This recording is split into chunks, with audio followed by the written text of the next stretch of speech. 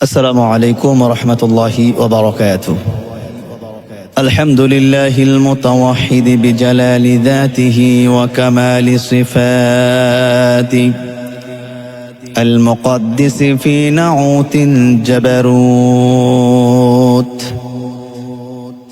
نشهد أن لا إله إلا الله وحده لا شريك له، وأشهد أن سيدنا وسندنا وحبيبنا وطبيبنا ومولانا محمدا عبده ورسوله، الذي أرسله بالحق بشيرا ونذيرا وداعيا إلى الله بإذنه وسراجا وقمرا منيرا. فقد قال الله تعالى في كلامه المجيد وفرقان الحميد: أعوذ بالله من الشيطان الرجيم. بسم الله الرحمن الرحيم. يا أيها الذين آمنوا ادخلوا في السلم كافة ولا تتبعوا خطوات الشيطان، إنه لكم عدو مبين. صدق الله العظيم. إن الله وملائكته يصلون على النبي يا أيها الذين آمنوا صلوا عليه وسلموا تسليما. اللهم صل على سيدنا وسندنا وحبيبنا وطبيبنا ومولانا محمد صلى الله عليه وعلى آله وأصحابه وبارك وسلم. الحمد لله. معزز محترم واجب الاحترام joule মাজদ ওয়াল ইহতিশাম, উপস্থিত দিগার উলামা ইকরাম, ফুদালা আইজাম, মুরব্বিয়ান ইকরাম, তালেবা আইজাম, জাকিরিন, শাকিরিন, মুহিব্বিন, মুতাআল্লিকিন, ধর্মপ্রাণ মুসলমান ভাইরা, আলোচনার সূচনা লগ্নে আল্লাহ সুবহানাহু ওয়া তাআলার দরবারে শুকরগুজার হচ্ছি যে আল্লাহ সুবহানাহু ওয়া তাআলা এমন একটি আবহাওয়ার মধ্য দিয়ে আজকের এই প্রোগ্রামে আসার বসার সুবর্ণ সুযোগ করে দিয়েছেন। আমরা সেজন্য সকলেই অগণত চিত্তে, জড় কণ্ঠে, উচ্চ আওয়াজে, দিল খুলে, হৃদয়ের সবটুকু আবেগ আর অনুভূতিকে উচ্ছ্বাস করে দিয়ে, হৃদয়ের বদ্ধ কপাট উন্মোচন করে দিয়ে, পুরুষোচিত কণ্ঠে, কণ্ঠের সঙ্গে কণ্ঠ মিল রেখে আসমান আর এই জমিনকে মুখরিত করে সকলে একযোগে সমস্যারে বলছি আলহামদুলিল্লাহ।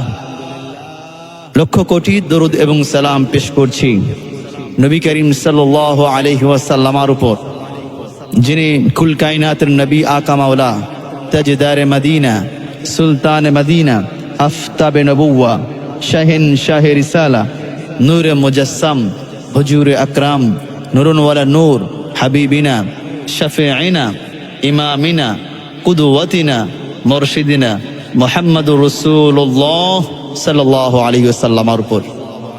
সম্মানিত হাজিরিন, আমরা আল্লাহ সুবহানাহু ওয়া তাআলা শুকরগুজার হলাম এবং নবী করিম সাল্লাল্লাহু আলাইহি ওয়াসাল্লামের উপর দরুদ এবং সালাম পেশ করলাম। আজকে প্রোগ্রামের আলোচনার বিষয় হচ্ছে সন্তানের অধিকার। এই সন্তানের অধিকার নিয়ে আমি কিছু কথা বলবো বি মাশিয়াতিল্লাহ ওয়া বি ফাদলিল্লাহ ওয়া মা তাওফিক ইল্লা বিল্লাহ। সম্মানিত হাজিরিন, আল্লাহ সুবহানাহু ওয়া তাআলা প্রতিটা বিষয়কে সৃষ্টি করেছেন, প্রতিটা বস্তুকে সৃষ্টি করেছেন দুইটি দিক নিয়ে সৃষ্টি করেছেন। একটি হচ্ছে ভালো, একটি হচ্ছে মন্দ, একটি হচ্ছে হক আর একটি হচ্ছে বাতিল। একটি হচ্ছে আসমান, অপরটি হচ্ছে জমিন। একটি হচ্ছে রাত, অপরটি হচ্ছে দিন। সম্মানিত হাজিরিন, মা বাবার যেমন হক আছে, ঠিক সেরকম ভাবেই সন্তানদের কিছু হক আছে, অধিকার রয়েছে। আমার প্রিয় ভাইরা, আল্লাহ সুবহানাহু ওয়া তাআলা বলছেন, ইয়া আইয়ুহাল্লাযীনা আমানু দুখুলু ফিস-সিলমি কাফা ওয়া লা তাত্তাবিউ খুতুওয়াতিশ শাইতান ইন্নাহু লাকুম আদুউম মুবিন। আল্লাহ রাব্বুল আলামিন বান্দাদেরকে বলেছেন, হে আমার তোমরা ঈমান আনয়ন করেছো, ইয়া আইয়ুহাল্লাযীনা আমানু দুখুলু ফিস-সিলমি কাফা, হে ঈমানদারগণ তোমরা ইসলামের মধ্যে পরিপূর্ণভাবে দাখিল হও, ঢুকে যাও। আল্লাহ পাক আমাদেরকে ইসলামের মধ্যে পরিপূর্ণভাবে ঢুকতে বলেছেন, দাখিল হতে বলেছেন। কিন্তু আমরা দেখি যে কিছু কিছু ব্যক্তি আছে, তারা ইসলামের একটি বিষয় তার ভালো লাগে, সে সেই বিষয়কে মেনে চলে, আর একটি বিষয় সেই ব্যক্তিরকে ভালো লাগে না, এই কারণে সে সেই বিষয়কে বাদ দিয়ে দিচ্ছে। আমার প্রিয় ভাইয়েরা, আমরা শুধু আলোচনা শুনেই থাকি যে মা বাবার অধিকার, কিন্তু আজকে আমি আপনাদের মাঝে আলোচনা করব সন্তানদের 16টি হক আছে। এই হক নিয়ে আজকে আমি কথা বলবো ইনশাআল্লাহ। আমার প্রিয় ভাইয়েরা, সন্তানের 1 নাম্বার হক হচ্ছে, অধিকার হচ্ছে, সন্তান পৃথিবীতে আসার পূর্বে সন্তানকে ভালো একটি মা উপহার দিতে হবে। সুবহানাল্লাহ।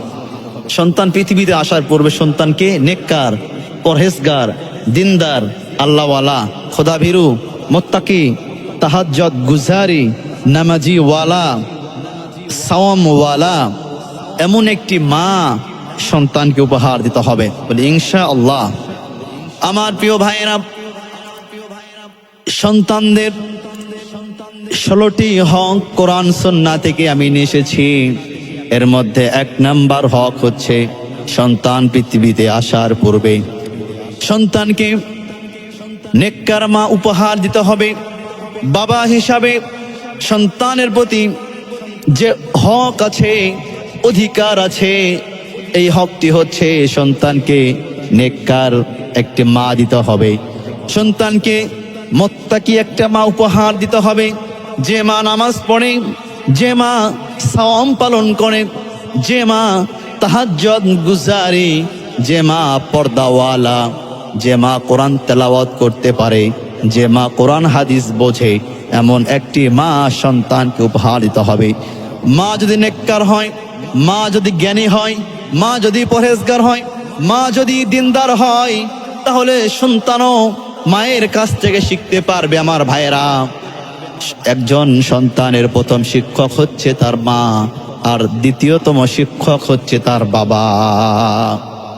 মার কাছ থেকে সন্তান প্রথম ইলম পায়। মা যদি নামাজি হয়, সন্তান দেখে দেখে নামাজ শিখে যাবে। বাবা যদি নামাজি হয়, সন্তান দেখে দেখে, বাবার নামাজ দেখে দেখে সন্তান নামাজ শিখে যাবে। সুবহানাল্লাহ। আমার প্রিয় ভাইয়েরা, দেখবেন যেই পরিবারের মা বাবা আলেম ওলামা, এই সন্তানগুলো খুব সহজেই কোরআন সুন্নাহর ইলম অর্জন করতে পারে। যেই পরিবারের মা বাবা শিক্ষা অর্জন করেছে বাংলা ইংরেজি, যে পরিবারের মা বাবা জেনারেল শিক্ষা অর্জন করেছে, দেখবেন সেই পরিবারের সন্তানগুলো ইংরেজি, গণিত, এরপরে ভূগোল, রাষ্ট্রবিজ্ঞান এগুলো সহজেই যে সে শিখতে পারে, কারণ প্রথম শিক্ষা তার মা থেকে সে পেয়েছে। অনেক এলেম বই পড়ে, কিতাব পড়ে অর্জন হয় না। কিছু কিছু এলেম আছে যে এলেমগুলো দেখে দেখে শেখা যায়। মার দেখে মেয়ে নামাজি হবে, বাবার দেখে সন্তান, ছেলে সন্তান নামাজি হবে। সুবহানাল্লাহ। এই জন্য আপনার সন্তানকে নেককার, পরহেজগার, খোদাভীরু একটা মা ও আপনি আপনার সন্তানকে উপহার দিবেন।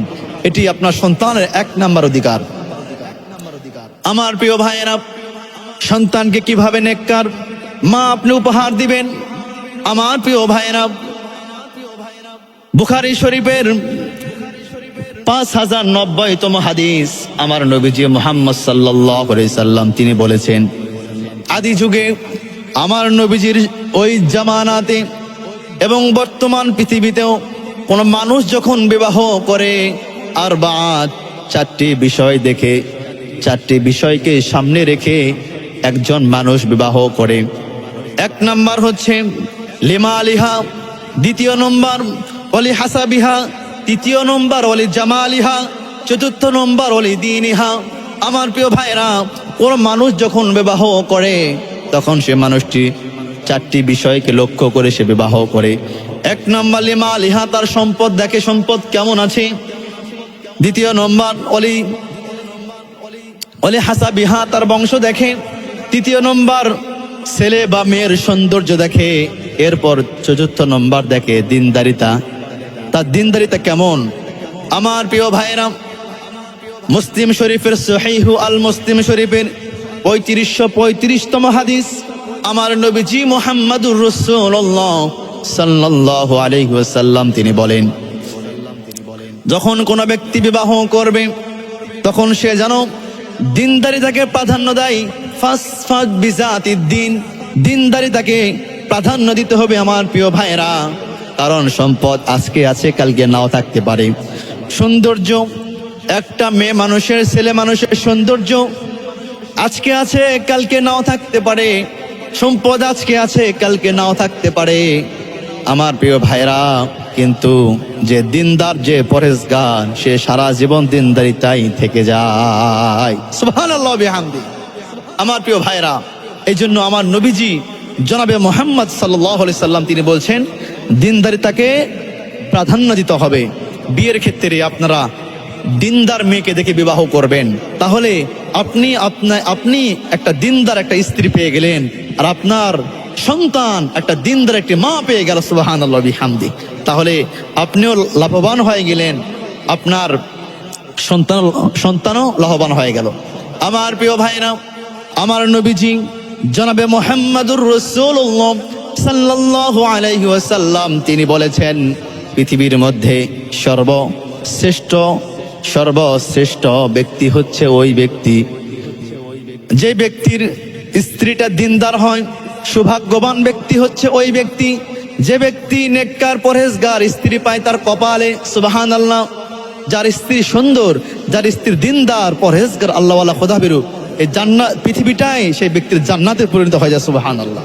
আমার প্রিয় ভাইরা, সন্তানের 2 নম্বর অধিকার হচ্ছে, আমার নবীজি জনাবে মুহাম্মদ সাল্লাল্লাহু আলাইহি সাল্লাম তিনি বলেছেন, কোন স্বামী যখন কোন স্ত্রীর কাছে যাবে তখন সে স্বামী বা স্ত্রী যেন দুজনে যেন পড়ে, ক্বালান নবী সাল্লাল্লাহু আলাইহি ওয়াসাল্লাম, বিসমিল্লাহি আল্লাহুম্মা জান্নিবিনাশ শাইতানা ওয়া শাইতানা মা রাযাকতানা। একজন স্বামী যখন স্ত্রীর কাছে যাবে, সময় জন্য যাবে স্ত্রীর কাছে, তখন আমার নবীজি বলছে, তখন যেন আমার উম্মতিরা যেন এই দোয়াটা পড়তে থাকে। এই দোয়াটা পড়লে কি ফায়দা? আমার প্রিয় ভাইরা, যখন এই দোয়াটা পড়বেন, হাদিসটি পড়ে যখন স্ত্রীর কাছে যাবেন, আমার প্রিয় ভাইরা, আমার নবীজি বলছেন সেখানে কোনো শয়তান আগমন করবে না। আর শয়তান আগমন না করলে আপনার সন্তানটা নামাজি হবে, আপনার সন্তানটা আল্লাহওয়ালা হবে, আপনার সন্তানটা খোদাবীর হবে, আপনার সন্তানটা মুত্তাকি হবে, আপনার সন্তানের মেধা শক্তি বাড়তি থাকবে, আপনার সন্তান বড় হয়ে গেলে আপনার অমান্য হবে না, আপনার সন্তান আপনার কথা মতো চলবে, উঠবে, বসবে, পড়াশোনা করবে।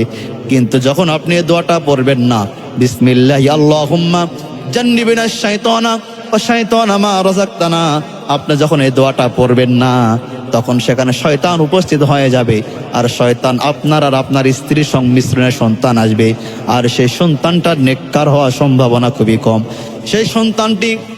সেই সন্তানটি বাতিল দলে, সেই সন্তানটি বাম পথে যাইতে খুব সহজেই সে চলে যাবে।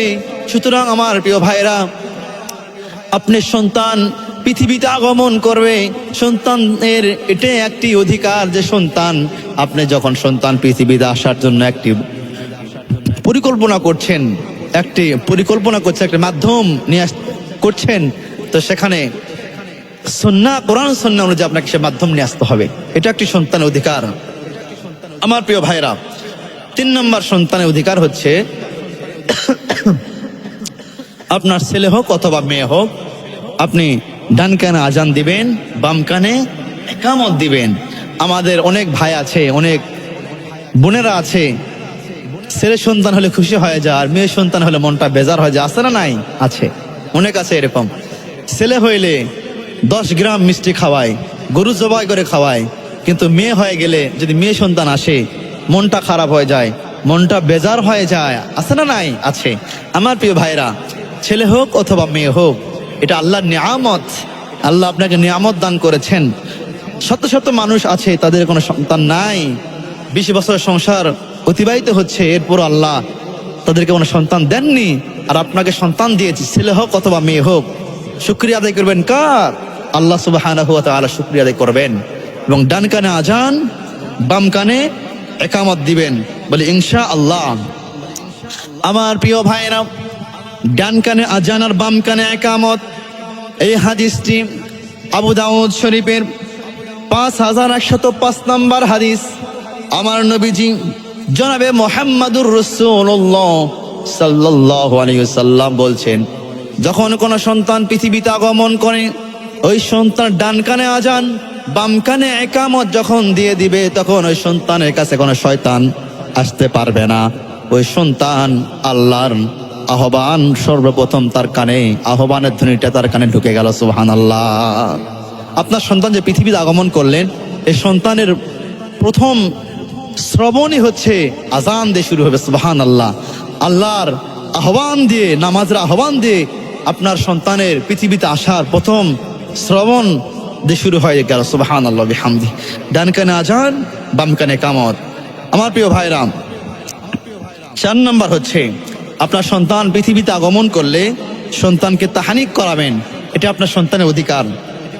আমার প্রিয় ভাইরা, সহিহ আল বুখারীর 3901 নম্বর হাদিস। আমার নবীজি জনাবে মুহাম্মাদুর রাসূলুল্লাহ সাল্লাল্লাহু আলাইহি ওয়াসাল্লাম তিনি বলেছেন, যখন কোন সন্তান পৃথিবীতে আগমন করবে, এই সন্তানকে তাহনিক করাবেন।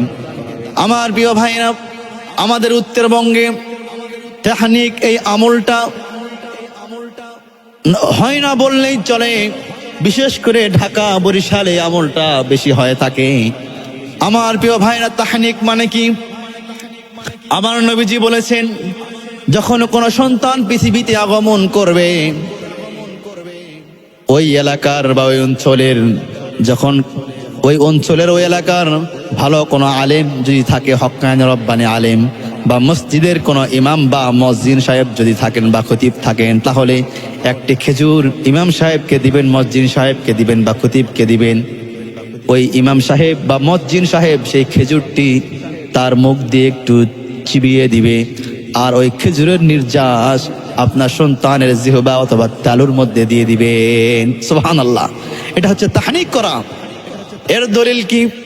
আমার প্রিয় ভাইরা, রাইসুল মুফাসসিরিন আব্দুল্লাহ ইবনে আব্বাস রাদিয়াল্লাহু তাআলা আনহু তিনি যখন পৃথিবীতে আগমন করেন, আমার নবীজি মুহাম্মদ সাল্লাল্লাহু আলাইহি সাল্লাম তিনি স্বয়ং নিজেই তাহনিক করিয়েছেন।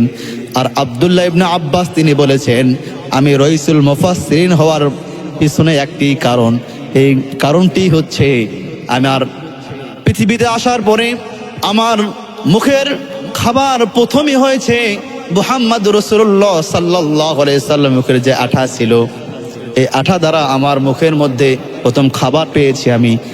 আমার নবীজি আমাকে তাহনিক করিয়েছেন, এই তাহনিকের এত বরকত আমি পেয়েছি। এই তাহনিকের কারণে আল্লাহ পাক আমার মেধা শক্তি খুলে দিয়েছে, আমার মর্যাদাকে বৃদ্ধি করে দিয়েছে, আমার মুখস্থ শক্তি বৃদ্ধি হয়ে গিয়েছে। আমার প্রিয় ভাইয়ের, আপনার সন্তান পৃথিবীতে আগমন করবে, আপনি তাহনিক করাবেন, তাহলে আপনার সন্তানের প্রথম খাবারটি আলেম ওলামাদের বরকতময় খাবার থেকে, ওই আটা থেকে, বরকতময় খাবার থেকে আপনার সন্তান পৃথিবীতে প্রথম খাবার গ্রহণ করলো। এর দ্বারা একটা সুন্নত আমল হয়ে গেল, আপনার সন্তানের অধিকার আদায় হলো, এবং আপনার সন্তানটা একটি বরকতময় একটি বিষয় নিয়ে পৃথিবীতে বড় হতে লাগবে। সুবহানাল্লাহ। আমার প্রিয় ভাইরা, এই সুন্নতটা আমরা আদায় করবো ইনশাআল্লাহ। 5 নাম্বার, আমাদের যখন সন্তান পৃথিবীতে আগমন করবে, আমরা 7ম দিনে আকিকা দিব, বলি ইনশাআল্লাহ। 7ম দিনে আমরা আকিকা দিব, 7 দিনের মধ্যে আমরা আকিকা দিব, বা 7ম দিনে আমরা আকিকা দিব। এটা হচ্ছে সুন্নাত, সুন্নতে রাসূল, সুন্নতে সাহাবা। অনেকে আছে যে ঈদুল আজহার দিনে কুরবানির পশু যখন জবেহ করে, এর সঙ্গে অনেকে আছে আকিকা দিচ্ছেন আপনারা। হ্যাঁ, এটা জায়েজ আছে, আলহামদুলিল্লাহ, দিতে পারবেন। তবে সুন্নাত আমল হচ্ছে যে আপনি 7ম দিনে বা 7 দিনের মধ্যে আপনি আকিকা দিবেন।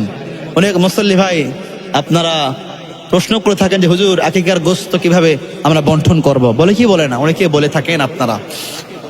আমি বলে থাকি যে কুরবানির গোশত যেভাবে আমরা বন্টন করে থাকি, আকিকার গোশতের বন্টনও একই নিয়ম। আমার প্রিয় ভাইয়েরা, 7ম দিনে আপনারা আকিকা করবেন, 7 দিনের মধ্যে আপনারা আকিকা দিবেন। আমার প্রিয় ভাইয়েরা, সুনানে নাসাই শরীফের 4220 নম্বর হাদিস, আমার নবীজি জনাবে মুহাম্মাদুর রাসূলুল্লাহ সাল্লাল্লাহু আলাইহি ওয়াসাল্লাম তিনি বলেছেন, যখন কোনো পৃথিবীতে সন্তান আগমন করে, পৃথিবীতে সন্তান ভূমিষ্ঠ হয়, তখন সন্তানের জন্য রক্ত প্রবাহিত করো। সুবহানাল্লাহ, সন্তানের জন্য রক্ত প্রবাহিত করতে বলেছেন আমার নবীজি মুহাম্মদ সাল্লাল্লাহু আলাইহি ওয়াসাল্লাম। এর দ্বারা ফায়দা কি? কিতাবের মধ্যে এসেছে, যখন কোনো ব্যক্তি সন্তানের জন্য আকিকা দেবে, আমার নবীজি জনাবে মুহাম্মাদুর রাসূলুল্লাহ সাল্লাল্লাহু আলাইহি ওয়াসাল্লাম তিনি বলেছেন, সন্তানের জন্য যখন আকিকা দেওয়া হয়, সেই আকিকার সময় থেকে যতদিন পর্যন্ত সন্তান বেঁচে থাকবে, ওই সন্তানের ভিতরের বাইরের সমস্ত কষ্টগুলি আল্লাহ পাক ক্ষমা করে দেন। সুবহানাল্লাহ। দেখবেন মধ্যরাতে সন্তান চিৎকার দিয়ে কেঁদে ওঠে, আসে না এরকম ছোট বাচ্চারা? অনেক সময় বাচ্চার হানা ওঠে, অনেক সময় বাচ্চার পেটের সমস্যা হয়, আভ্যন্তরিক বাচ্চার ভিতরে ছোট ছোট শিশুদের সমস্যা হয়ে থাকে। তো এই আকিকার কারণে আল্লাহ পাক এই কষ্টগুলিকে মাফ করে দেন। সুবহানাল্লাহ বিহামদি। তাহলে আমার প্রিয় ভাইরা, আমরা আকিকা দিব সন্তানদের। তাহলে আল্লাহ পাক আপনার সন্তানের যখন আপনি আকিকা দিয়ে দিবেন, তখন এই সন্তানটা সুস্থ থাকবে, সন্তানটা ভালো থাকবে, এই সন্তানটা আল্লাহর জিম্মায় যায়। সুবহানাল্লাহ বিহামদি। আমরা এই বিষয়টা বুঝি না, বুঝতেও আমরা আগ্রহী নয়। যে আমরা মনে করি আকিকার দিন 7 দিন পার হলে সমস্যা নাই, আমরা ঈদের দিন আকিকা দিব বা সুবিধা মতো আকিকা দিব। হ্যাঁ দেন, আপনি সুবিধা মতো আকিকা দেন, কিন্তু সুন্নাত হচ্ছে 7 দিনের দিন আকিকা দেওয়া। 7 দিনের দিন আকিকা দিলে আপনার সন্তানটা সুস্থ থাকবে, সন্তানের সমস্ত বালা মুসিবত আল্লাহ পাক মাফ করে দিবেন। সুবহানাল্লাহ বিহামদি। আমার প্রিয় ভাইয়েরা,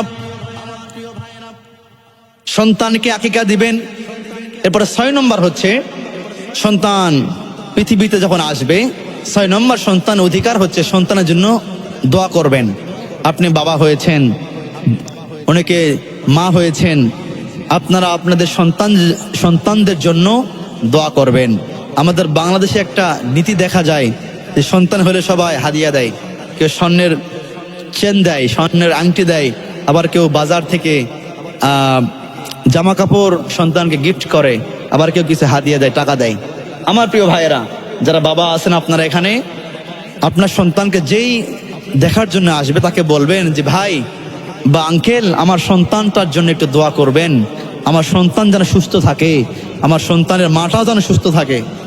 বলে ইনশাআল্লাহ। বলবেন তো? এভাবে বলবেন ইনশাআল্লাহ। এটা আমরা করি না, আমরা শুধু হাদিয়া নেই আর কিচ্ছু বলি না। কিন্তু আমাদের উচিত, আমরা নিজে যারা বাবা আছেন, আপনারা যারা মা আছে, আপনারা আপনাদের সন্তানদের জন্য দোয়া করবেন, আল্লাহ আমার সন্তানকে সুস্থ রাখো, আল্লাহ আমার সন্তানের সমস্ত অসুখ বালা মুসিবত তুমি দূর করে দাও, আল্লাহ আমার স্ত্রীকেও সুস্থ রাখো। এরকম করে আপনারা দোয়া করবেন, আল্লাহ পাক আপনার এই দোয়াগুলোকে কবুল আর মঞ্জুর করে নেবেন। আমার প্রিয় ভাইয়েরা, কোরআন আল কারীমের সূরা সফফাতের 100 আয়াতে আল্লাহ সুবহানাহু ওয়া তাআলা বলছেন, রব্বি হাবলি মিনাস সালিহিন, রব্বি হাবলি মিনাস সালিহিন। আল্লাহ রব্বুল আলামিন এই দোয়াটি আমাদেরকে শিখিয়ে দিয়েছেন, শিক্ষা দিয়েছেন। আমার প্রিয় ভাইরা, রব্বি হে আমার রব, রব্বি হে আমার রব, আমার আল্লাহ, হাবলি মিনাস সালিহিন, আমাকে নেককার সন্তান দান করুন, আমাকে পরহেজগার সন্তান দান করুন। আল্লাহ পাক নিজেই বলেছেন, এ আমার বান্দা বান্দিরা, তোমরা তোমাদের সন্তানদের জন্য বেশি বেশি দোয়া করো। আমরা কি দোয়া করি? করতে চাই না, বুঝি না। আপনারা দোয়া করবেন। আল্লাহ পাক নিজেই সন্তানদের জন্য দোয়া শিখাই দিচ্ছেন। সুতরাং আমাদের উচিত বেশি বেশি সন্তানদের জন্য দোয়া করা। বলি ইনশাআল্লাহ আমরা সন্তানের জন্য দোয়া করব। আমার প্রিয় ভাইরা, বিভিন্ন নবী রাসূলুল্লাহ তারা তাদের সন্তানদের জন্য দোয়া করেছেন। আমরাও আমাদের সন্তানদের জন্য দোয়া করব, বলি ইনশাআল্লাহ। 7 নম্বর হচ্ছে সন্তানদের জন্য সুন্দর নাম রাখতে হবে। অনেকেই নাম রাখে চন্টু, মন্টু, রকেট, পকেট, ব্যাটবল, আসরা না এরকম নাম। এরকম নাম অনেকে রাখছে, যেগুলো নাম মুহমাল নাম রাখতে হবে মাউজু নাম রাখতে হবে, যে নামগুলোর অর্থবহুল, যে নামগুলোর সুন্দর সুন্দর অর্থ আছে। নবীদের নামের সঙ্গে নাম রাখেন, সাহাবা আজমাইনদের মতো সুন্দর সুন্দর নাম রাখেন। হযরত ফাতেমাতুজ জাহরা, আয়েশা সিদ্দিকা, সুমাইয়া, এরকম কত অনেক সুন্দর সুন্দর নাম আছে। আপনারা আমাতুর রহমান, মেয়েদের নাম আছে আমাতুর রহমান, সামিহা, এরকম সুন্দর সুন্দর নাম রাখবেন, যে নামগুলো অর্থবহুল, যে নামগুলো অর্থ আছে, সুন্দর সুন্দর নাম রাখবেন। আমার প্রিয় ভাইরা, এই নাম রাখার বিষয় এটি একটি গুরুত্বপূর্ণ বিষয়। নামের প্রভাব সন্তানের উপর পতিত হয়। আমার ভাইরা, নামের প্রভাব সন্তানের উপর পতিত হয়। সুতরাং সন্তানদের যদি আপনি ভালো নাম না রাখেন, খারাপ নামের প্রভাব সন্তানের উপর পতিত হয়ে যাবে। আমার প্রিয় ভাইরা, সন্তানের জন্য ভালো নাম রাখবেন। কাল হাসরের মাঠে, কিয়ামতের ময়দানে অনেক ব্যক্তি আছে, তারা নামের ওসিলায় জান্নাতের মধ্যে চলে যাবে। আল্লাহ রাব্বুল আলামিন শুধু খুঁজতে থাকবে কার কি নাম। হযরত ফাতেমাতুজ জাহরা রাদিয়াল্লাহু তাআলা আনহা, তিনি জান্নাতে যাবেন। আল্লাহ রাব্বুল আলামিন হযরত ফাতেমা সিদ্দিকাকে ডাকবেন, সমস্ত ফাতেমাজাদের নাম সবাই চলে আসবে, জান্নাতে যেতে বলবে। সমস্ত ফাতেমা জান্নাতের মধ্যে প্রবেশ করতে চাইবে। আল্লাহ রাব্বুল আলামিন বলবেন, আমি তো ফাতেমা যিনি হাসান হোসেনের মাকে আমি বলেছি তোমরা কেন এসেছো এখানে? পৃথিবীর সমস্ত ফাতেমার নামধারী মহিলারা বলতে থাকবে, আমাদের নামও তো ফাতেমা, ইয়া রব্বে কারীম, আপনি তো বলেন নাই অমুক ফাতেমা, হাসান হোসাইনের মা ফাতেমা জান্নাতে যাবে, আপনি তো বলেন নাই। আমার প্রিয় ভাইরা, অনেক ব্যক্তি হাসরের মাঠে, কিয়ামতের মাঠে তারা নামের ওসিলায় জান্নাতের মধ্যে চলে যাবে। আর পৃথিবীতে নামের প্রভাব সন্তানের উপর পতিত হয়। সুতরাং আমাদের সন্তানগুলোর নাম রাখতে হবে অর্থবহুল, ইসলামিক নাম রাখতে হবে। বলি ইনশাআল্লাহ আমাদের সন্তানগুলোর নাম আমরা অর্থবহুল রাখবো, ইসলামিক নাম রাখবো, বলি ইনশাআল্লাহ। প্রিয় ভাইরা, কুরআন আল কারীমের 19 নম্বর সূরা মাইদার 7 নম্বর আয়াতে আল্লাহ সুবহানাহু ওয়া তাআলা বলেন, ইয়া যাকারিয়া ইন্না নুবাশশিরুকা বিগুলাম ইসমুহু ইয়াহইয়া। আল্লাহ রাব্বুল আলামিন হযরত যাকারিয়া আলাইহিস সালাতু ওয়াস সালামকে সুসংবাদ দিলেন। যাকারিয়া আলাইহিস সালাতু ওয়াস সালাম তিনি আল্লাহ রাব্বুল আলামিনকে বলেছিলেন, রব্বি হাবলি মিনাস সালিহিন, আল্লাহ আমাকে একটি নেককার সন্তান দান করুন। আল্লাহ রাব্বুল আলামিন পরক্ষণে বলেছিলেন, ইয়া যাকারিয়া ইন্না নুবাশশিরুকা বিগুলাম ইসমুহু ইয়াহইয়া। ইয়া যাকারিয়া, আমি তোমাকে সুসংবাদ দিলাম, আমি তোমাকে একটি ছেলে সন্তান দান করব, তার নাম হবে ইয়াহইয়া। সুবহানাল্লাহ। আল্লাহ রাব্বুল আলামিন নামকে মানুষের নামের এত গুরুত্ব আরোপ করেছেন, এত গুরুত্ব দিয়েছেন। আল্লাহ রাব্বুল আলামিন স্বয়ং নিজেই যাকারিয়া আলাইহিস সালাতু ওয়াস সালামের সন্তানের নাম রেখেছেন ইয়াহইয়া। আল্লাহু আকবার। তাহলে নামের কত গুরুত্ব, সুন্দর নাম রাখা। আল্লাহ পাক নিজে বলেছেন, ইয়া ইয়াহইয়া ইয়া যাকারিয়া ইন্না নুবাশশিরুকা বিগুলাম ইসমুহু ইয়াহইয়া। হে যাকারিয়া, তোমাকে সুসংবাদ দিলাম, আমি তোমাকে ছেলে সন্তান দান করব, তার নাম হবে ইয়াহইয়া। সুবহানাল্লাহ বিহামদি। আমার প্রিয় ভাইরা, সুতরাং সন্তানের নাম রাখতে হবে অর্থবহুল, আজে বাজে মন্টু চন্টু বল্টু রকেট ফকেট এমন আপেল কমলা এরকম কোনো অর্থবিহীন কোনো নাম রাখা যাবে না সন্তানদের। আমার প্রিয় ভাইরা, 8 নম্বর হচ্ছে সপ্তম দিনে সন্তানের মাথার চুলগুলি মন্টন করে দিতে হবে। মন্টন, চুলগুলো কেটে দিবেন, চুলগুলো ছোট করে দিবেন। আমার প্রিয় ভাইরা, মুস্তাদরাক হাকিমের হাদিস, মুস্তাদরাক হাকিমের মধ্যে এসেছে আমার নবীজি জনাবে মুহাম্মাদুর রাসূলুল্লাহ সাল্লাল্লাহু আলাইহি ওয়াসাল্লাম তিনি বলেছেন, সন্তান পৃথিবীতে আগমন করলে 7 দিনের মধ্যে 7 দিনের দিন সন্তানের মাথার চুলগুলোকে ছোট করে দেবেন। মাথার চুলগুলো ছোট করে দেওয়ার পরে এই চুলগুলো স্বর্ণের দোকানে নিয়ে গিয়ে ওজন করবেন। ওজন করার পরে এই চুলগুলোর মূল্য অনুযায়ী রৌপ্যর মূল্য যোগ দিয়ে এই মূল্যটা মিসকিনদের মাঝে সাদকা করে দিবেন। এটা সুন্নাত আমল, সুন্নতে সাহাবা, সুন্নতে রাসূল, আমাদের সন্তানের হক। আমরা আছে অনেকে এই সুন্নাত থেকে মাহরুম হয়ে যাচ্ছে। আমার প্রিয় ভাইয়েরা, 9 নম্বর সন্তানকে আদব শিক্ষা দেয়া। সন্তানকে আমরা আদব শিক্ষা দেব ইনশাআল্লাহ। বর্তমান 25 সালে 2025 সনে আদবের বড়ই অভাব। ছাত্র শিক্ষকদেরকে পিটাচ্ছে, সন্তান মা বাবাকে বাড়ি থেকে বের করে দিচ্ছে, সন্তান মা বাবার কথা শুনতে চাচ্ছে না। সন্তান এখন মা বাবাকে বাদ দিয়ে আত্মীয় স্বজনের সঙ্গে সম্পর্ক ছিন্ন করে মোবাইলে ব্যস্ত হচ্ছে। ঠিক কিনা বলেন আমার প্রিয় ভাইয়েরা? সুতরাং আমাদেরকে আমাদের সন্তানগুলোকে আদব শিক্ষা দিতে হবে। আমার প্রিয় ভাইয়েরা, সন্তান কিভাবে কথা বলবে, সন্তান তার মায়ের সঙ্গে কিভাবে কথা বলবে, সন্তান তার বাবার সঙ্গে কিভাবে কথা বলবে, সন্তান তার আত্মীয় স্বজনের সঙ্গে কিভাবে কথা বলবে, সন্তান তার বন্ধু বান্ধবের সঙ্গে কিভাবে কথা বলবে, সন্তান তার এলাকাবাসীর সঙ্গে কেমন ভাবে কথা বলবে, এই শিক্ষাটা পিতা মাতাকে দিতে হবে। আমার প্রিয় ভাইয়েরা, সন্তান তার শিক্ষকের সামনে কিভাবে কথা বলবে, শিক্ষকের সামনে কিভাবে বসবে।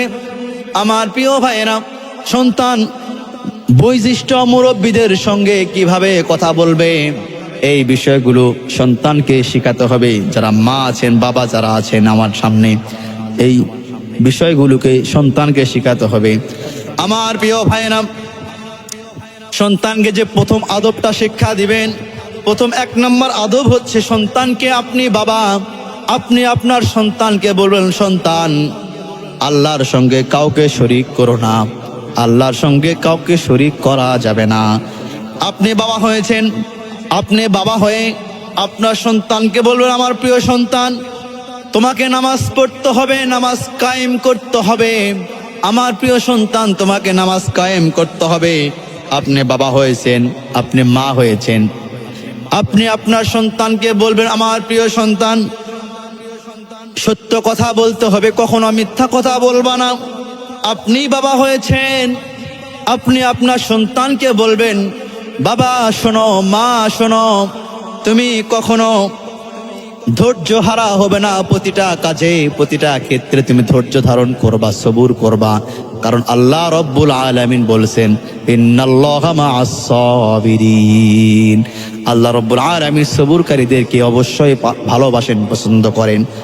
আমার প্রিয় ভাইরা, যে যে কাজে ধৈর্য ধারণ করবে, সবুর করবে, এই সবুরের ফল অত্যন্ত মিষ্টি হয়। সুতরাং সবুর করতে হবে প্রতিটা ক্ষেত্রে। আপনি বাবা হয়েছেন, আপনি আপনার সন্তানকে নামাজ শেখাবেন। যারা মা আছে, মায়েরা তাদের মেয়েদেরকে নামাজ শেখাবে। আর যারা বাবা আছে, বাবারা উঠা বসা করে সন্তানকে নামাজ শিখায় দিবে। আমার প্রিয় ভাই, এগুলি তো আদব। যার যত সুন্দর নামাজ, তার আল্লাহর কাছে, আল্লাহ রব্বুল আলামিনের কাছে যত সুন্দর আদব। সুবহানাল্লাহ। আমার প্রিয় ভাইরা, আপনার সন্তানগুলোকে নামাজ শেখান, আপনার সন্তানগুলোকে নামাজে অভ্যস্ত করান, রোজা রাখার জন্য অভ্যস্ত করান। এগুলোই তো আদব। আমার প্রিয় ভাইরা, এই শিক্ষাগুলো আমাদেরকে দিতে হবে সন্তানদেরকে। আমরা এগুলো বুঝি না, এগুলো কথা বলি না আমরা। 10 নম্বর, আমার প্রিয় ভাইরা, 10 নম্বর হচ্ছে সন্তানকে তারবিয়াত শিক্ষা দেওয়া। সন্তানকে আমরা কি শিক্ষা দিব? তারবিয়াত আমরা সন্তানকে শিক্ষা দেব ইনশাআল্লাহ। আমার প্রিয় ভাইরা, তারবিয়াতের শ্রেষ্ঠতম স্তর হচ্ছে নামাজ। সন্তানকে নামাজ শিখাবেন উঠা বসা করে, কিভাবে রুকু দিতে হবে, কিভাবে সেজদা দিতে হবে, কিভাবে বৈঠক করতে হবে, কিভাবে নামাজের মধ্যে তেলাওয়াত করতে হবে। আপনি বাবা হয়েছেন, মা যারা আছে সন্তানগুলোকে শেখাবেন। বাবা যদি না পারেন শিখাইতে, আপনাদের মসজিদের খতিব আছে, আপনাদের মসজিদের ইমাম সাহেব আছে, আপনাদের মসজিদের মুয়াজ্জিন সাহেব আছে, আপনার গ্রামের ওলামা ইকরামরা আছে, তাদের কাছে ভর্তি করায় দেন। প্রতিদিন 1 ঘন্টা 2 ঘন্টা করে সময় দিবে। সে কোরআনও শিখতে পারবে, হাদিসও শিখতে পারবে, নামাজ কালাম ইসলামের খুঁটিনাটি সব বিষয় শিখতে পারবে। আমার ভাইয়েরা, আমরা ইংরেজি শেখার জন্য মাসে মাসে 1000, 2000, 5000 খরচ করি। বাংলা শেখার জন্য আমরা 5000, 10,000 খরচ করি। ম্যাথ শেখার জন্য আমরা শত শত লক্ষ লক্ষ টাকা খরচ করতেছি। কিন্তু কোরআন শেখার জন্য মাসে মাসে 200 টাকা 100 টাকা দিতেও মন ছোট হয়ে যায়। আছে না এরকম? আছে। এই মনটাকে বড় করতে হবে আমার প্রিয় ভাইয়েরা। কোরআন শিক্ষা কি নফল কি মুস্তাহাসান? এই কোরআন শিক্ষা ফরজ।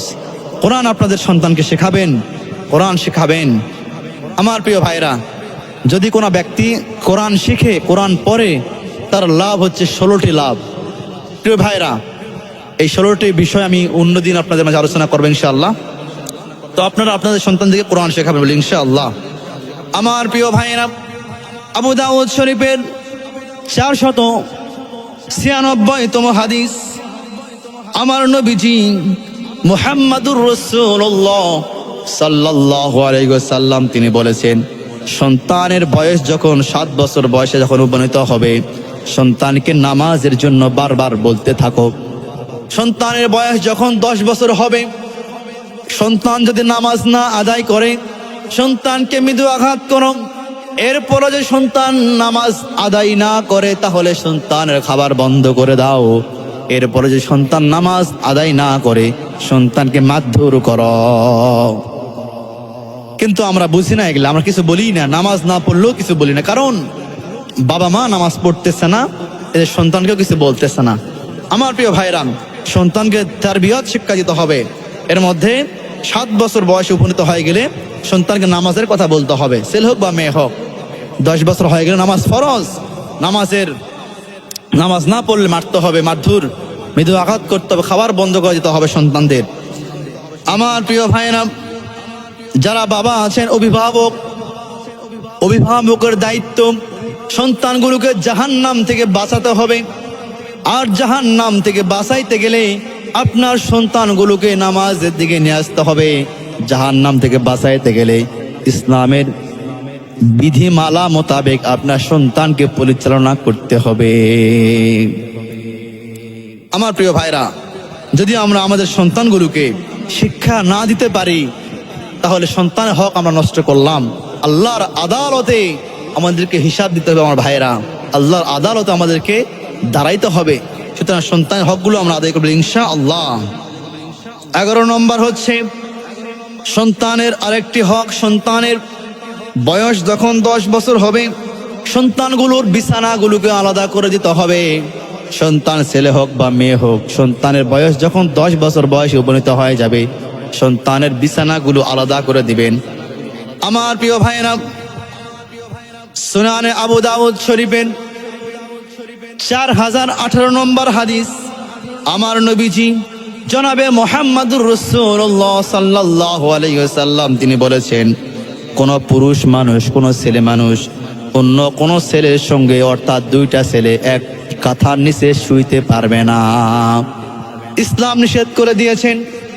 2টা ছেলে যারা বালেগ হয়েছে, বালেগ 2 জন ছেলে পুরুষ মানুষ এক কাঁথার নিচে শয়ন করতে পারবে না আমার ভাইয়েরা। কারণ আমার নবীজি বলছেন, আল হায়াউ শুবাতুম মিনাল ঈমান। ঈমান হচ্ছে শরম, লজ্জা হচ্ছে ঈমান। ঈমানের অর্ধেক হচ্ছে শরম। আমার প্রিয় ভাইরা, সুতরাং এক কাঁথার নিচে যখন আপনি ঘুমাবেন, শয়ন করবেন, আপনি ঘুমে গেলে আপনার হাত কোথায় যাবে আপনি আমি জানি না। আমি ঘুমে গেলে আমার পা কোথায় যাবে জানি না, হাত কোথায় যাবে জানি না। সুতরাং আমার নবীজি বলছেন, আল হায়াউ শুবাতুম মিনাল ঈমান। ঈমান হচ্ছে যার শরম নাই, লজ্জা নাই, তার ঈমান নাই। সুতরাং এক কাঁথার নিচে দুইজন ছেলে বালেগ, দুইজন ছেলে যদি শয়ন করে তাহলে শরম লজ্জা ধীরে ধীরে চলে যাবে। আমার নবীজি নিষেধ করে দিয়েছেন। আমার প্রিয় ভাইরা, এরপরে বলা হয়েছে বালেগা দুইজন মেয়ে মানুষ এক কাঁথার নিচে শয়ন করতে পারবে না।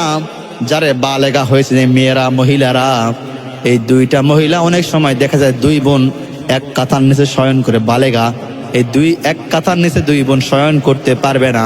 এটা অপছন্দনীয় কাজ, আমার নবীজি নিষেধ করে দিয়েছেন। আমার প্রিয় ভাইরা, আমার নবীজি জনাবে মুহাম্মাদুর রাসূলুল্লাহ সাল্লাল্লাহু আলাইহি ওয়াসাল্লাম বলেছে, একজন মেয়ে মানুষ অন্য মেয়ে মানুষের সতর দেখতে পারবে না। একজন মেয়ে মানুষ অন্য মেয়ের সতর দেখতে পারবে না। একজন ছেলে মানুষ অন্য ছেলের সতর দেখতে পারবে না। হারাম। সতর দেখানো হারাম, দেখাও হারাম। আমার প্রিয় ভাইরা, এই বিষয়গুলো আমরা আমল করবো ইনশাআল্লাহ। 12 নম্বর হচ্ছে সন্তানকে সুশিক্ষায় শিক্ষিত করা। সন্তানদের একটি অন্যতম হক হচ্ছে সন্তানগুলোকে সুশিক্ষায় শিক্ষিত করতে হবে আমাদেরকে। আমরা এখন বর্তমান 2025 সালে আমরা বুঝতেছি সুশিক্ষা মানে বিসিএস ক্যাডার হওয়া, সুশিক্ষা মানে এমএ পাস করা, বিএ পাস করা, অনার্স মাস্টার্স শেষ করা, ডক্টর, ইঞ্জিনিয়ার হওয়া, এগুলোকে আমরা সুশিক্ষায় শিক্ষিত বলতেছি। কিন্তু আল কোরআনুল কারীম কি বলে? আমার প্রিয় ভাইরা, সন্তানগুলোকে সুশিক্ষায় শিক্ষিত করার প্রথম ধাপ হচ্ছে সন্তানগুলোকে তাওহীদ শিক্ষা দেন, সন্তানগুলোকে একত্ববাদের শিক্ষা দেন। আল্লাহ সুবহানাহু ওয়া তাআলা বলছেন 30 নম্বর পারার শেষের দিকে ছোট্ট সূরা ইখলাসের মধ্যে আল্লাহ রাব্বুল আলামিন বলছেন, কুল হুয়াল্লাহু আহাদ আল্লাহুস সামাদ লাম ইয়ালিদ ওয়া লাম ইউলাদ ওয়া লাম ইয়াকুল লাহু কুফুয়ান আহাদ। আমার প্রিয় ভাইরা, কুল হুয়াল্লাহু আহাদ, হে নবী বলুন আমি আল্লাহ এক, আমি আল্লাহ রাব্বুল আলামিন এক। আমি আল্লাহকে কেউ সৃষ্টি করেন নাই, আমি আল্লাহ কারো থেকে জন্ম নেই নাই, আমি আল্লাহ কাউকে জন্ম দেই নাই। এটা একাত্মবাদ। এই সন্তানগুলোকে তাওহীদের শিক্ষা দিবেন, তাওহীদের শিক্ষা দিবেন। সন্তানগুলোকে সুশিক্ষায় শিক্ষিত করতে গেলে সর্বপ্রথম সন্তানকে তাওহীদের শিক্ষা দিতে হবে।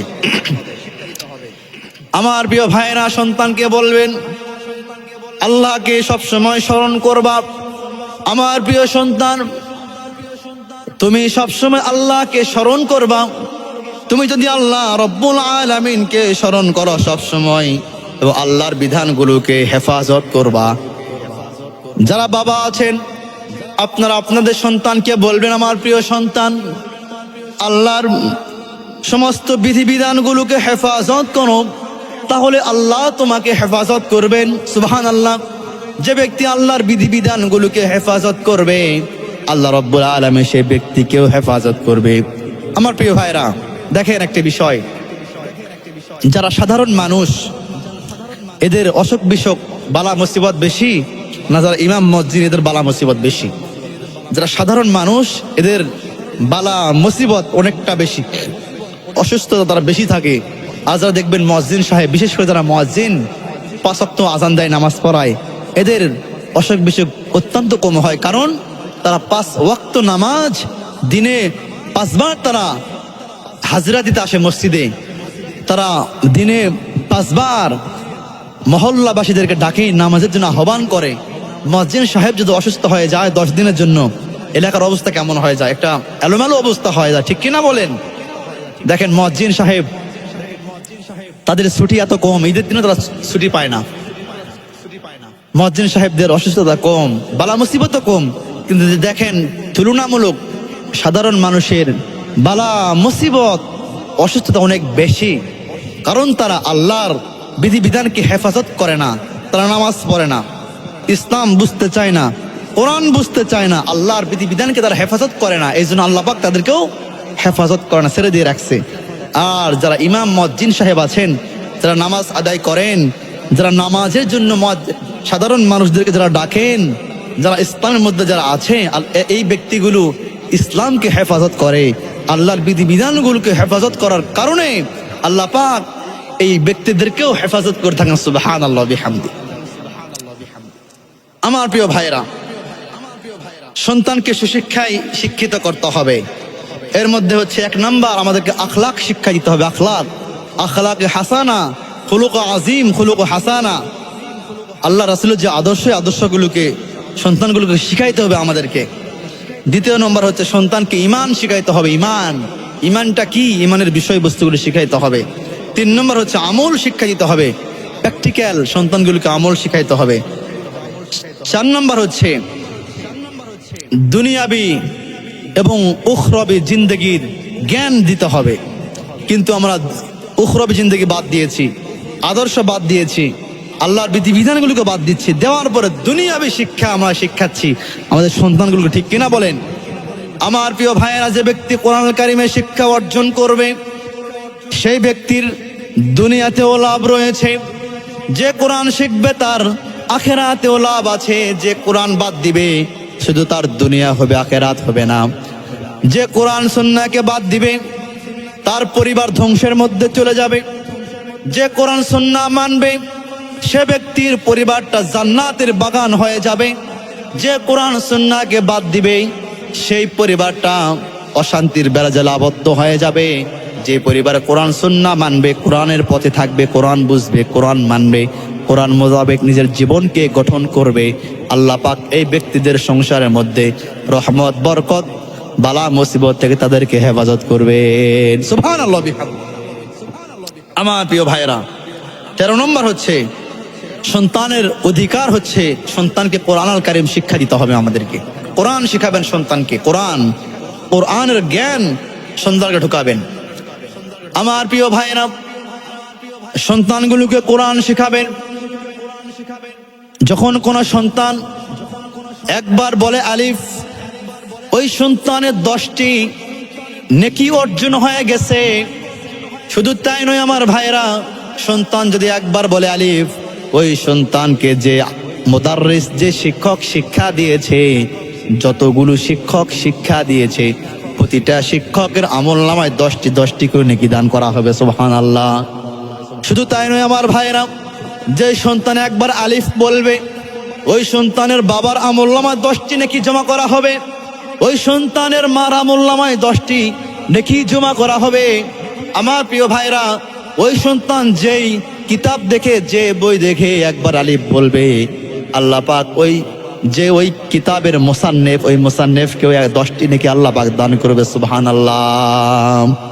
কিন্তু আমি যদি বলি ক খ গ ঘ, তাহলে আমার আমলনামাকে সওয়াব হয়েছে? আমি যদি একবার বলি শরিয়া, আমাকে সওয়াব হয়েছে? একটা সওয়াবও পাইনি আমি। কিন্তু এখন আমি যদি বলি আলিফ, এই আলিফ আমি 10টি নেকি অর্জন করতে পারলাম। আমার আব্বার আমলনামা 10টি নেকি জমা হয়ে গেছে, আমার মার আমলনামা 10টি সওয়াব নেকা হয়ে গেছে। আপনারা যারা কথা শ্রবণ করছেন, আপনাদের প্রত্যেকের আমলনামায় 10টি করে নেকি জমা হয়ে গেছে। সুবহানাল্লাহ। এবং এই মসজিদে লাইট, ফ্যান চলতেছে, সাউন্ড বক্স যারা দিয়েছেন, ফ্যান যারা দান করছে, এই ছাদ, টাইলস যারা দান করছে, প্রত্যেকের আমলনামায় 10টি করে নেকি জমা হয়েছে। সুবহানাল্লাহ বিহামদি। কিন্তু একবার যদি শরীয় বলে যে সওয়াব হয়েছে, হয় নাই। আমার প্রিয় ভাইরা, শুধু তাই নয়, তালেবুল ইলম যারা কোরআন শিক্ষা করে, এই তালেবুল ইলম যদি কোনো রাস্তা দিয়ে কোনো এলাকায় যদি ঢুকে যায়, আমার নবীজি বলছে ওই এলাকার 40 দিন পর্যন্ত সমস্ত কবরস্থানের রুহদের কবরের আযাব বন্ধ করে দেওয়া হয়। সুবহানাল্লাহ।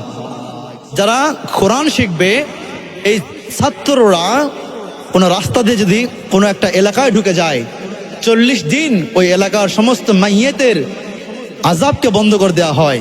আচ্ছা, একজন স্কুলের ছাত্র যদি একটা এলাকায় বেড়াইতে যায়, ওই এলাকার সমস্ত কবরবাসীর কবরের আযাব কি বন্ধ হয়? এইরকম কি কোনো দলিল আছে কোরআন শরীফে? কোরআন সুন্নাহ কোনো দলিল আছে? কোনো দলিল নাই, কেউ বলতে পারবে না। কিন্তু কোরআন সুন্নাহ শিখলে এত লাভ, এরপরে আমরা কোরআন সুন্নাহকে বাদ দিয়ে আমরা দুনিয়াবির দিকে ছুটতেছি, ঠিক কিনা বলেন? আমার প্রিয় ভাইরা, কোরআন আল কারীমের 29 নম্বর পারা সূরা মুজাম্মিলের 4 নম্বর আয়াতে আল্লাহ রাব্বুল আলামিন বলেন, আউযিদ আলাইহি ওয়া রাত্তিলিল কুরআনা তারতিলা। আল্লাহ রাব্বুল আলামিন বলেন, পৃথিবীতে যত কিতাব এসেছে সব কিতাবগুলোকে ফাউট করে উপেক্ষা করে আল কোরআন আল কারীম তেলাওয়াত করো। সুবহানাল্লাহ। সব কিতাবকে বাদ দিয়ে আগে কোরআন পড়েন, আগে কোরআন, এরপরে অন্য কিতাব। 6-7 বছর ধরে কোরআনটা একটু শিখেন না ভাই, কোরআনটা একটু শিখেন, কোরআন একটু শিক্ষা অর্জন করেন। 7 বছর 6 বছর পরে কোরআন শিখে গেলেন, কোরআন অর্থ বুঝলেন, এরপরে অন্য শিখায় শিখেন, আলহামদুলিল্লাহ। আমার প্রিয় ভাইরা, শুধু কোরআন শিখলেই হবে না, কোরআন শিখতে হবে তারতিল, তাদবীর, হদর, সিফাত, রখওয়াত, এই সব সহ কোরআন শিখতে হবে। এই জন্য যদি আপনাদের সন্তানগুলি কোরআন শিখাইতে চান, যারা কোরআনের হাফেজ আছে, এই হাফেজদের কাছে আপনাদের সন্তানগুলোকে কোরআনের শিক্ষা দিবেন, তাহলে আপনার সন্তানগুলো ছোটবেলা থেকে কোরআন সহি শুদ্ধ করে শিখতে পারবে। কারণ হাফেজদের তেলাওয়াত অত্যন্ত সহি হয়, আর যারা গয়রে হাফেজ আছে এদেরও সহি আছে কিন্তু খুবই কম। সুতরাং হাফেজদের কাছে আপনারা বেশি কোরআন শিখবে বলে ইনশাআল্লাহ। আমার প্রিয় ভাইরা, 14 নম্বর হচ্ছে আপনার সন্তানগুলোকে, আপনাদের সন্তানগুলোর 14 নম্বর অধিকার হচ্ছে যে আপনার সম্পদ আছে, এই সম্পদগুলোকে সমানভাবে বন্টন করতে হবে সন্তানদের মাঝে। এটা আপনার সন্তানের অধিকার। যদি অধিকার থেকে সন্তানগুলোকে মাহরুম করেন, আল্লাহর আদালতে আপনাকে উঠতে হবে, দাঁড়াইতে হবে। আমার প্রিয় ভাইরা, আল্লাহর হক যদি আপনি নষ্ট করেন, হক্কুল্লাহ হক্কুন নাস, আল্লাহর হক যদি আপনি নষ্ট করেন, আল্লাহ পাক ইচ্ছে করলে ক্ষমা করে দেবেন। আপনি নামাজ পড়তে পারেন নাই অসুস্থতার কারণে, বা কোনো কারণে আপনি ফরজ ইবাদত করতে পারেন নাই, আল্লাহ পাক ইচ্ছা করলে ক্ষমা করে দেবেন। কিন্তু বান্দার হক, আপনার সন্তান সে আল্লাহর বান্দা, বান্দার হক যদি আপনি নষ্ট করেন, তাহলে আল্লাহ পাক আপনাকে ক্ষমা করবেন না, বান্দা যদি না ক্ষমা করেন। আমার প্রিয় ভাইরা, আমাদের মধ্যে অনেক ব্যক্তি আছে, দেখা যায় ছেলে সন্তানকে অর্থ জমি বেশি দেয়, মেয়েকে অর্থ কম দেয়। আবার অনেকে আছে বড় সন্তানকে, বড় ছেলেকে জমি জমা বেশি লিখে দেয়, আবার ছোট্ট ছেলেটাকে জমি জমা কম দেয়, আছে না নাই? জয়পুরহাট শহরে, বগুড়া শহরে, ঢাকা শহরে 1 শতক জায়গার দাম 1 কোটি টাকা, 50-60 লক্ষ টাকা 1 শতক জমির দাম। আর গ্রামের 1 বিঘা জমির দাম মাত্র 10 লক্ষ টাকা।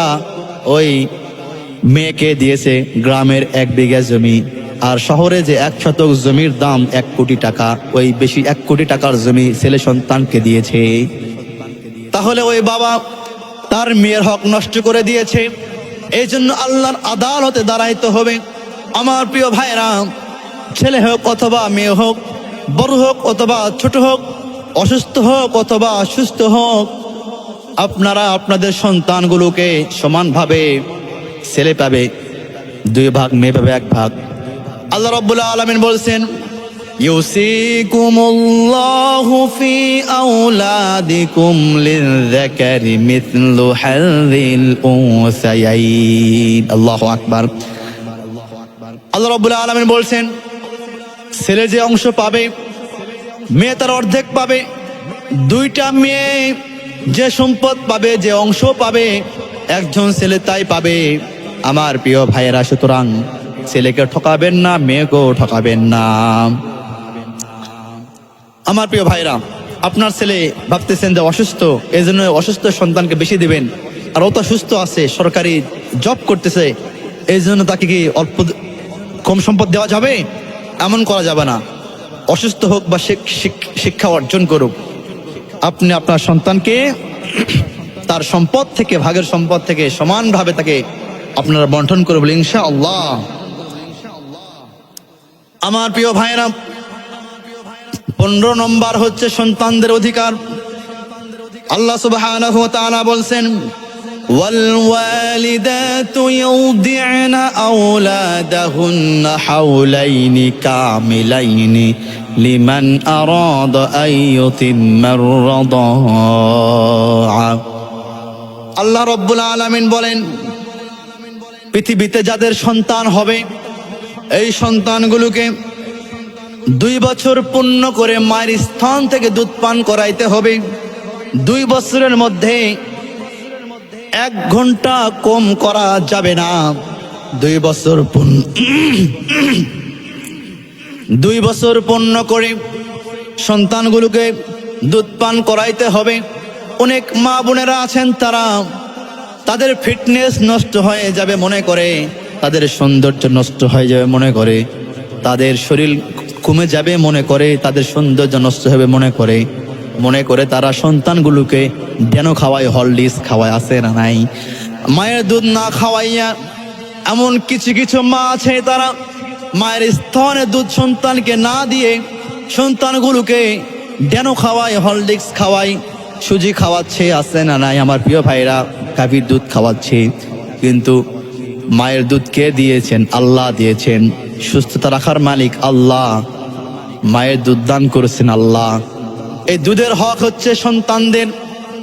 আল্লাহ রাব্বুল আলামিন বলছেন, ওয়াল ওয়ালিদাতু ইরদি'না আওলাদাহুন। আল্লাহ রাব্বুল আলামিন বলছে 2 বছর পূর্ণ করে সন্তানকে স্তনে দুধ পান করাও, একদিন কম করা যাবে না। আমার ভাইরা, সন্তানকে 2 বছর পূর্ণ করে দুধ পান করাইতে হবে। ডেনো এগুলো খাওয়াবেন, পরে খাওয়াবেন, বাড়তি খাবার খাওয়াবেন, কিন্তু মায়ের দুধ সন্তানকে নিয়মিত খাওয়াইতে হবে। আমার প্রিয় ভাইরা, কারণ হলো বিজ্ঞান বলে শিশুর স্বাস্থ্য ও বেড়ে ওঠার জন্য দুধ পান অপরিহার্য। সন্তানের স্বাস্থ্য এবং বেড়ে ওঠার জন্য মায়ের দুধের বিকল্প কোনো কিছুই হতে পারে না। মায়ের দুধের বিকল্প কোনো কিছুই হতে পারে না। কোনো সন্তান যদি মায়ের দুধ না পায়, না যদি খায়, না যদি দেওয়া হয়, ওই সন্তানটার মেধা শক্তি কমে যায়, ওই সন্তানটির হাড় দুর্বল হয়ে যায়, ওই সন্তানটির শরীরের শক্তি কম থাকে, ওই সন্তানটির শরীরের বল কম থাকে, ওই সন্তানটির অসুখ বিসুখ লেগেই থাকে। আমার প্রিয় ভাইরা, সুতরাং একটি সন্তান বেড়ে ওঠার জন্য, সুস্বাস্থ্য মোতাবেক বেড়ে ওঠার জন্য সন্তানদের মায়ের দুধ অপরিহার্য। মায়ের দুধের মতো কোনো কিছুই হতে পারে না। আমার প্রিয় ভাইরা,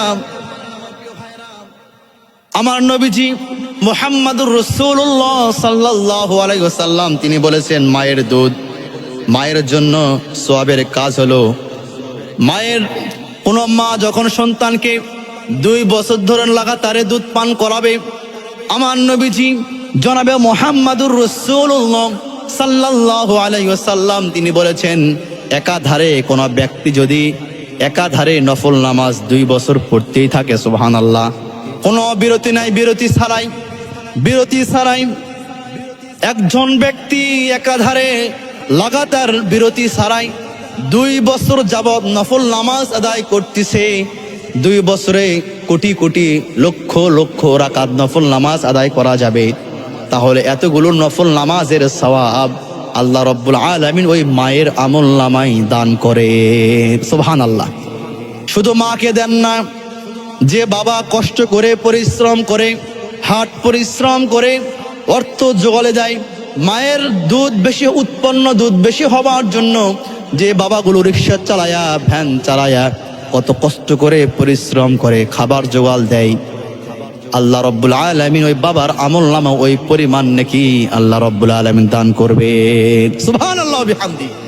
আমার প্রিয় ভাইরা, সন্তানগুলোকে দুধ পান করাবেন, সন্তানদের অধিকার হক।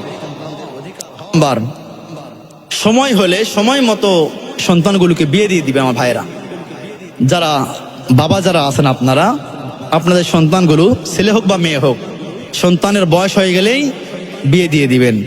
অনেক সময় দেখা যায় ছেলের বয়স হয়েছে 40, 35, ছেলের বয়স 35, ছেলের বয়স, আর মেয়ের বয়স হচ্ছে 28, এরপরও ছেলেকে বিয়ে দেয় না, মেয়েকেও বিয়ে দেয় না। আছে না এরকম? আমাদের এলাকায় তো আছে, আপনাদের এলাকায় হয়তো বা নাও থাকতে পারে। আমার প্রিয় ভাইরা, ছেলে হোক বা মেয়ে হোক, বয়স হয়ে গেলে সময় মতো বিবাহ দিবেন।